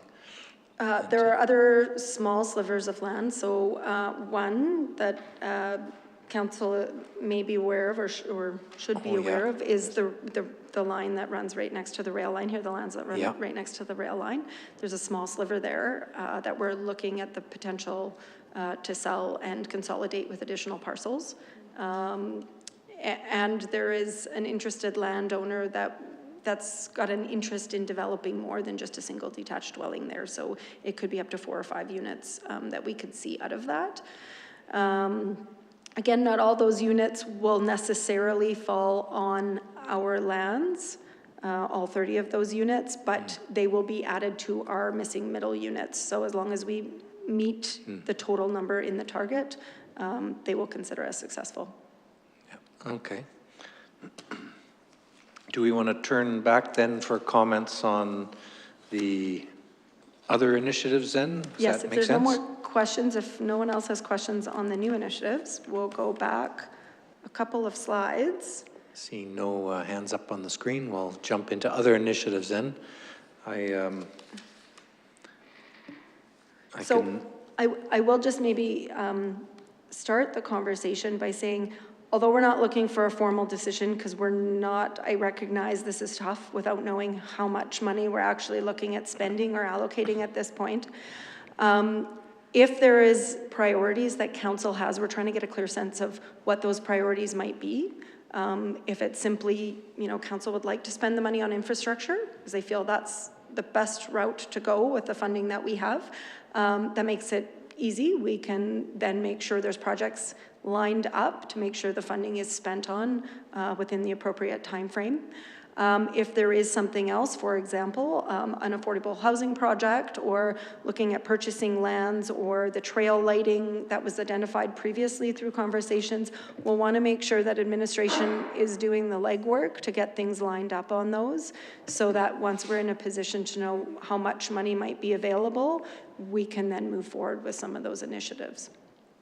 Okay. I see Councillor Rilling and then Councillor Dakin. I'll probably jump in somewhere after that. Councillor Rilling. I have one thought, suggestion, I guess, question, maybe it is too, and that is, would there be room in this funding to, I think I've seen it before, where you as a whole group of people who are overseeing this half funding, if there's not room for you to maybe bring somebody in for some of these projects, or in some way help you out, because I mean, just looking at the statistics as far as the amount of increase in building and developing and all of those areas, I just think it's got to be taxing on your whole department. So is there room or a way that you could hire somebody under this as part of this initiative? So that's a great question. Planning and development especially, was hopping last year with the increase in permits for sure. I will say those building permits, they come through, there's administrative work that goes into them, but then they go to Superior Safety Codes and they process all of those for us. So we do the development permits, which are less than the building permits. And the reason for that is row houses, for example, get a permit for one row house. They need building permits for all 5, however, so there is a little bit of extra work on the building permit side. But to answer your question, yes, there is room. The funding can be utilized for staff salaries in order to achieve the initiatives. We did make the decision not to bring on additional staff at the very outset of the program. But what we did do was we moved one of the planner positions over to the half funding program. So it gave a break under the operating budget for the next couple of years, or as long as the program is in place. However, that salary will slide back over to our operating budget after the next, after the 3-year cycle is up. So that's something for council, just as a reminder. I know we did talk about that before, but we could hire another body to assist with some of the projects if we felt there was a need. Just before I go to Councillor Dakin, I'll add my thought because it ties in with Councillor Rilling's. when we get to the concepts of some of the community initiatives and the community groups that are involved, there is a complexity to working with community groups, the volunteer sector, and that might be a time when we as a town might want to take on someone, our contractor, to support that work. And I'll tie it in with a comment I was going to make later, was the capacity building. The volunteer groups tend to have low building capacity, although I know one member of our lodge board is you know, right up there, way up there in the big construction company. So, you know, he has tons of capacity. But generally, all of us who are working on community housing conversations right now have low capacity, and that might tie in with the housing summit too. I'll turn the mic to Councillor Dakin. Thank you. When I'm looking at the other initiatives that were discussed at the COW, for me, either or, seniors housing and or purchasing of the land to partner with affordable housing either one is great for me. However, with all of this growth that we're seeing in Sylvan Lake, I think that it would be prudent to spend this extra money on our drinking water, wastewater infrastructure. And then to follow that, seeing this great application that you guys put in for 1 and 2 under new initiatives, reducing the parking, I understand, which is fantastic. However, with that, we do not have public transportation. And even if we had public transportation for people who don't have vehicles in these affordable housing units, at least they could have transportation to get into Red Deer and back. I think this would be the time to have that conversation. So for me, it's drinking water, wastewater, public transit, specifically if we do get these other new initiatives, 1 and 2, with the reduced parking, is my thought. I'll turn to the screen before I make any more comments. Anybody else want to note any priorities? Oh, Mayor Hansen? I just want to echo Councillor Rilling's comment that if there is space, even for temporary support, I just think this is our opportunity when we're seeing such an increase to make sure that we're able to exceed every service level miles above the bar that we've set. And I want people to have a really great experience throughout this process. And if we can fund someone even on a 12-month term basis to help us get to that point where we're just knocking it out of the park on those response times, I would really love to see that. Then secondary on the other initiatives, there's a lot of things I'm very excited. I really hope there's some sort of seniors housing that comes from this at some point. But ultimately, water is our biggest community need as a whole. And I think if we can put a portion of the funds towards those projects that already exist, as much as I really want to see some fun new things, that's probably where I'd vote to put that money towards. And that would also free us up some capital for some other projects we have on the rise and that we don't have the funding for to complete.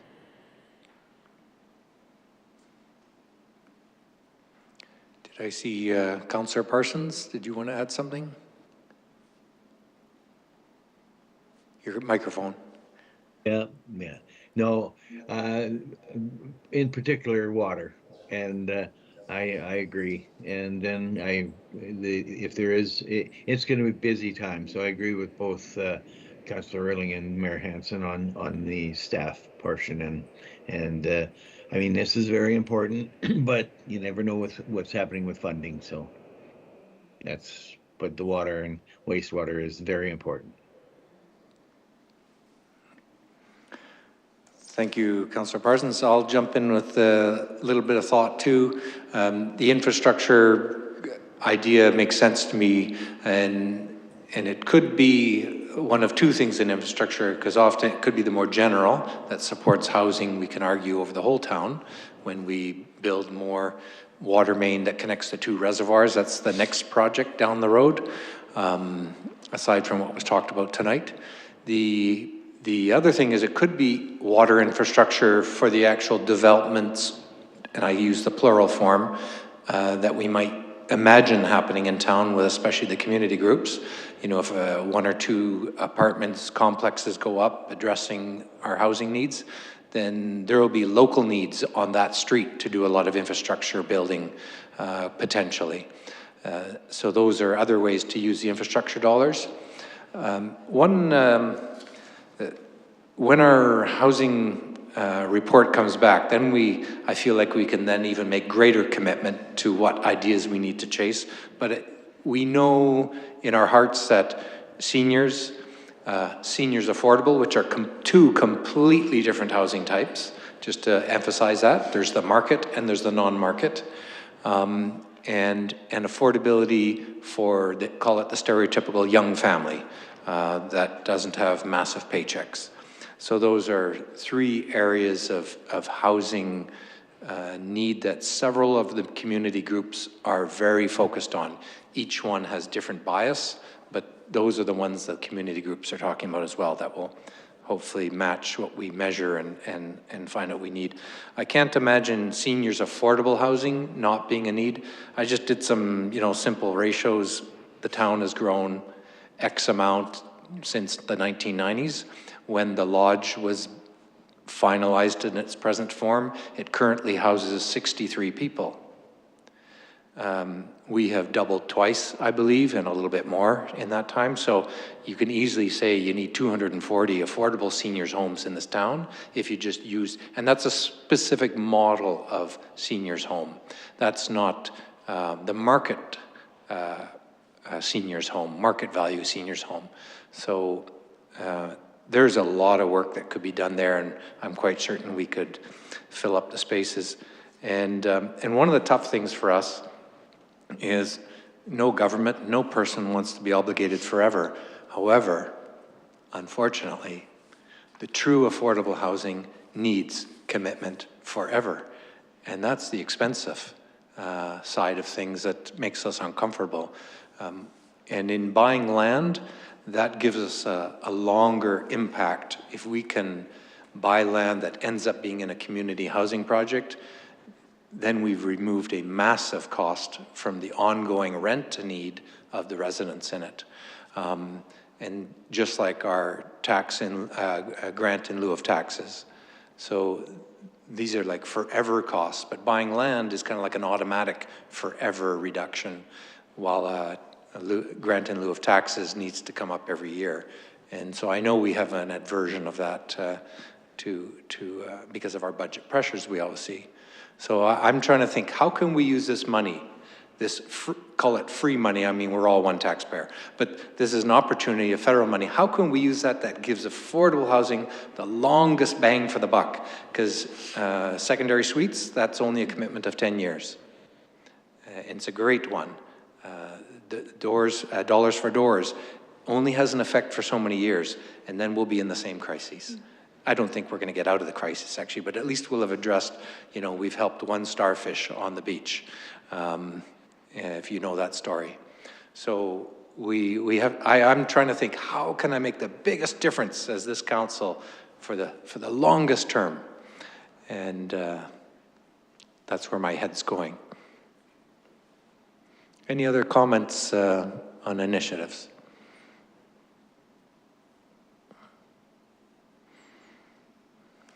All right, lots more is coming up in the next few months that will shift our thinking, I'm sure, and any extra direction you need, Ms. Devlin? No, I think I have what I need. It sounds like for the most part, council's looking for the money to be spent towards the infrastructure, and hopefully in the next couple of months we'll have some good news stories. Maybe if we're successful in receiving some grants, that'll go towards infrastructure as well. But I think that gives us enough to go by that there isn't enough other initiatives that council's interested in. Maybe looking at housing, seniors or affordable housing, or some piece. Administration can keep that in the back of our mind, but at this point, I think that's perfect with the information we got, so thank you. I'll just add one before we switch into our next item is, I know that the Lodge Foundation is working with CMHC contractor on looking at some high-level costing of what would it be to build a facility. Not totally unlike what exists now, but just to give the community a ballpark figure. So just so you know, there's all these conversations going on in the community that are very active, actually. Yeah. And just to add to that, and you had said earlier, you know, the land piece, I will just say that that is the one piece that should council decide to look at spending any of the dollars towards purchasing land, usually that can significantly unlock a project for a housing provider. But in addition to that, it now has the possibility to make the town, we'd be viewed as a partner in the project potentially, which can unlock other funding that not-for-profits can't access unless they have a municipal partner. So there are other grants that we know of that are available that we've had interest expressed to us on some questioning about, but not-for-profits can't access them unless the municipality or another form of government is already a partner in their project. So it could have multiple layers of benefit to an organization should council choose to go that route. Yeah, that triggers two thoughts that I've learned just in the last 2 years is at a Alberta Housing Conference, is the one is 9 times out of 10, the successful housing grants have a municipal partner in them. So that was one lesson I learned. And the other one, what was it? Oops, just escaped me. It was related to the consultant that worked for Red Deer City. It was the municipal involvement. Yeah, anyways, that was key, is having the municipal on board was 9 times out of 10. That was my biggest lesson. If the other one pops into my head, I'll mention it later. Okay, thank you, Ms. Devlin. We are going to turn to the next item. It's advocacy priorities. Councillor Rilling is reporting on healthcare, if I have a report on that.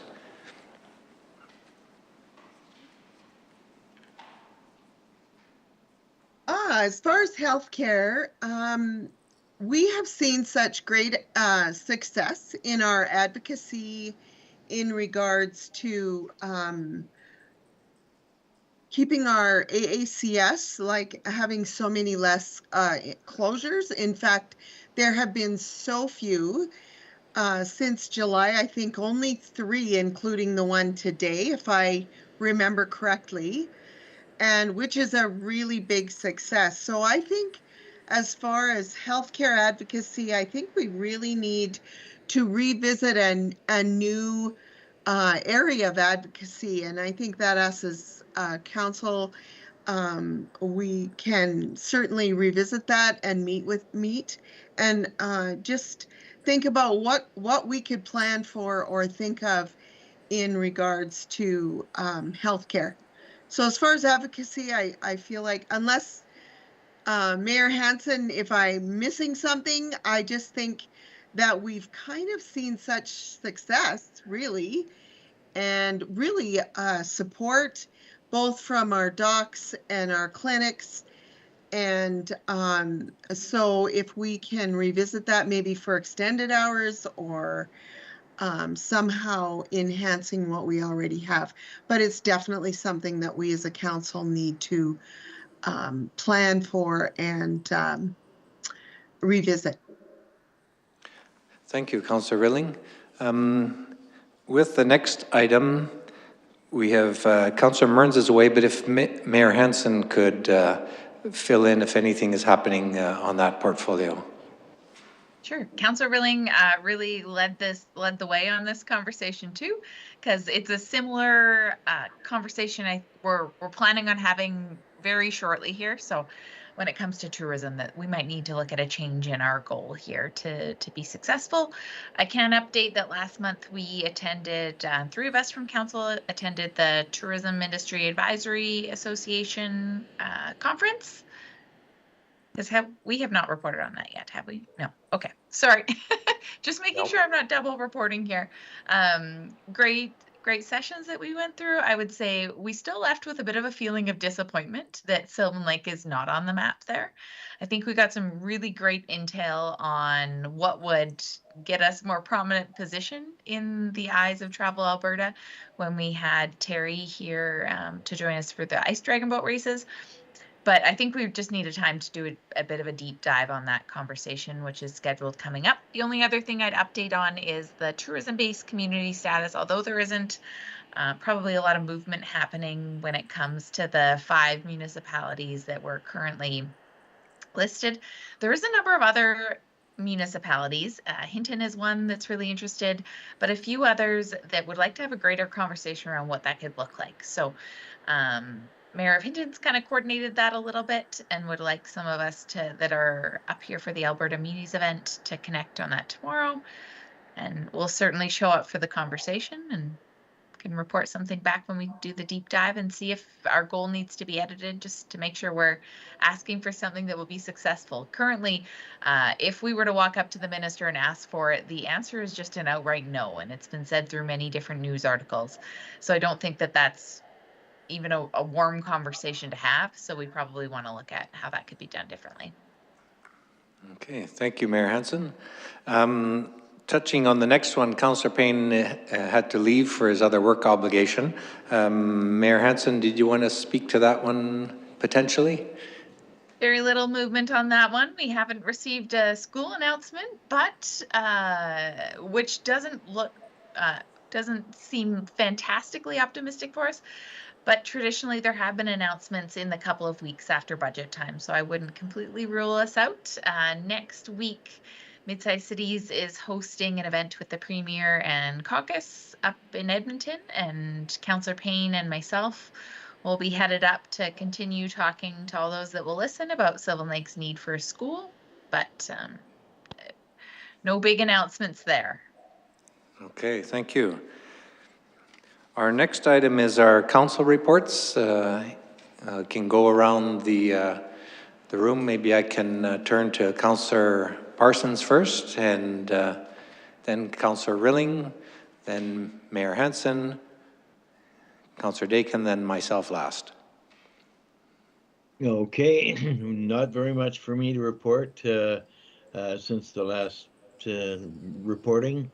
The emerging trends webinar and whatnot was very interesting. It was and a great setup on doing it locally rather than having to travel, so that was good. Next one, the budget open house. Had the same questions as everybody else with a lot of water. I had some policing questions, which was pretty good. Me and Mr. Lebsack and Mr. Deathray had a long discussion there about policing and how the new trends are coming on with the province. Then the senior center budget open house, that was very interesting, other than the fact that my calendar said 1 to 3, not 1 to 1:03, so I missed it. I was there at 1:04. And other than that, where we are today at the Alberta Munis has been the first day of a very interesting talk. So that's basically all I have. Okay, thank you, Councillor Parsons and Councillor Rilling. Okay.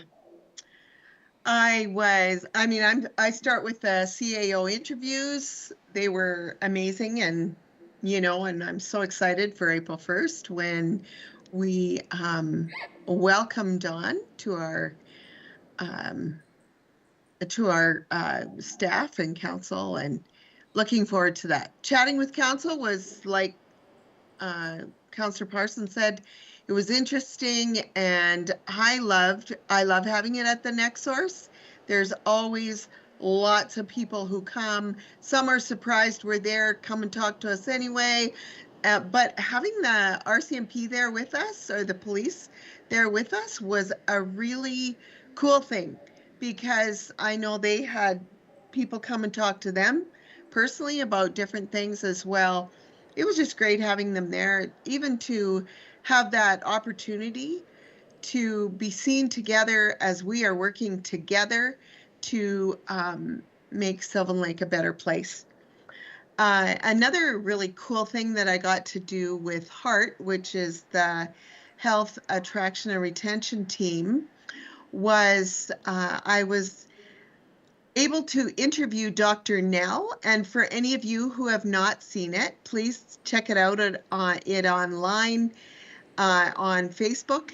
It was an interview I did regarding her history, what brought her to Sylvan Lake, why is she a doctor, and why does she love it here, and what, in fact, the most interesting thing is that, you know, she's not only a doctor. She loves music, she loves to laugh, and just a really neat interview, personal, with her so that people could get to know her personally. And we're going to have different types of stories that we're going to tell. Hopefully one or, you know, in the next month or so will be another one. So it's just a great opportunity to bring the personalities and the people who serve in our community in the healthcare area. As well, at HEART, we revisited our terms of reference as we've been going for over a year. We just needed to really reevaluate where we were at, how it's going, and then Nicole, our new chair, took us through many different areas, and she's presently putting that all together, and hopefully next meeting we can see our new terms of reference come together where we can vote on that. So it was a great exercise. It'll be, obviously there will be some changes, but change is not bad. It's just change.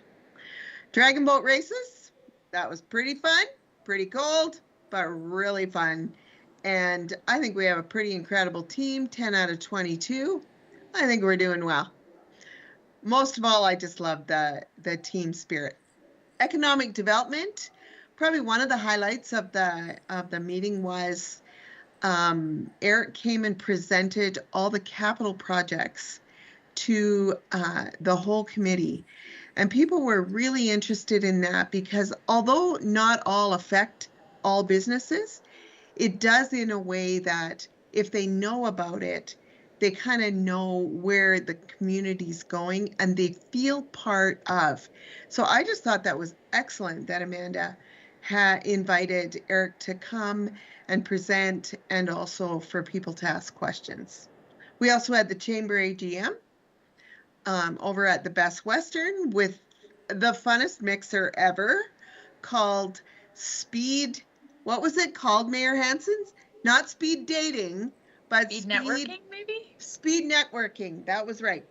And it was just really fun. People were really engaged and stayed for a long period of time. People came that weren't part of the AGM. And so the room was just buzzing with connection, which is always really exciting. Another meeting I had, or committee, is the Cape Board, and we just spent our whole meeting on strategic planning, working out why we're here, what we see ourselves doing and representing, and in a Central Alberta Economic Partnership. Spark, the highlight to me is that on May 7th, we're going to have Pizza with the Police at Fox Run, and so that will to celebrate Youth Week. So that will be a lot of fun.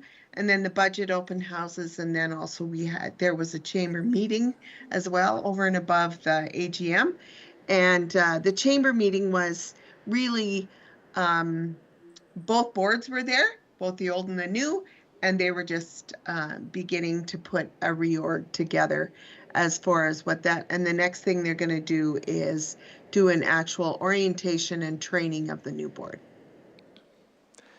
Thank you for that report. Yeah. Mayor Hansen. Just highlight a couple of mine that weren't attended quite as much by others so that we don't duplicate, but had the regional annual policing priorities meeting with the RCMP and many of our neighboring communities, and that went well. I shared what council discussed here, and I expect we'll see a plan back shortly, hopefully presented to us in council as well. I really enjoy, I want to echo Councillor Parsons, really enjoy the emerging trends, how we've been doing it the last couple of years. It's nice to take it in all together and be able to have different people pop in for different sessions that apply to them. I went to the Wranglers game, and I want to highlight this because this team is knocking it out of the park and really showing off Sylvan Lake well.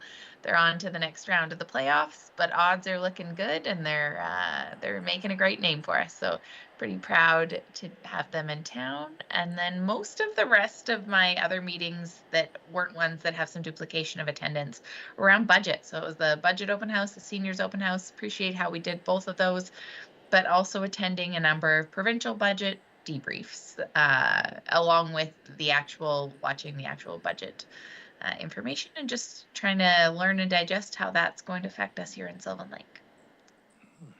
That's it. Thank you, Mayor Hansen. And Councillor Dagan. Thank you very much. Last month was a busy one. There was community services. It was so great to see some of the applications coming through, especially from those community members that put together these great events. Again, we saw the Filipino Society get a application approved, so it'll be great to see how they can expand. They do such a good job every year. And then also the Diversity Inclusion received a grant as well. So moving on to Community Hub. The Community Hub, there was a lot of chat around how much food is actually available, including community futures. And just so you know, it's a lot of perishable items. So if you have somebody that's looking for food, in need of food, just head them out. There's lots and lots available in town. The Tourism Industry Advisory meeting was awesome. My biggest takeaway from that is I do want to share this because I think it's important for our community, but they said that the way that AI works in order when somebody does an AI search is that our website needs to be set up for the visually impaired in order for it to be included into something that AI would pick up and share. So if you say, hey AI, what should I do for a 5-day trip to Sylvan Lake? It has to be set up for the visually impaired. So it's almost like you can read the website. Otherwise, it's going to get bad information and share bad information on AI. Emergency Trends was amazing. I don't want to get into that because that's the double. Dragon Boats, fantastic. Really just great all around by the town. Chatting with council was fantastic. Thank you for all the responses that I received from the town. For those who were questioning, the seniors budget was fantastic. The budget open house, I want to thank Roxanne, who was my partner, for walking around. I really enjoyed having an administrator, somebody from administration walking around with us. It really helped. And the energy was just good, I found. People had good questions. Everything that everyone said in the emails was exactly the questions that I was getting. So, you know, I think that's a really good sign. So that's all I have. Thank you, Councillor Dagan. And my own report, I'll mention just on budget, tying in with the last comment. I thought it was seamless, the way that administration was blending in with councillors in our conversations and quite often adding to the information that we were sharing as councillors. And the pairing wasn't, you know, it wasn't some rigid artificial thing. It was done very seamlessly, and I appreciated that.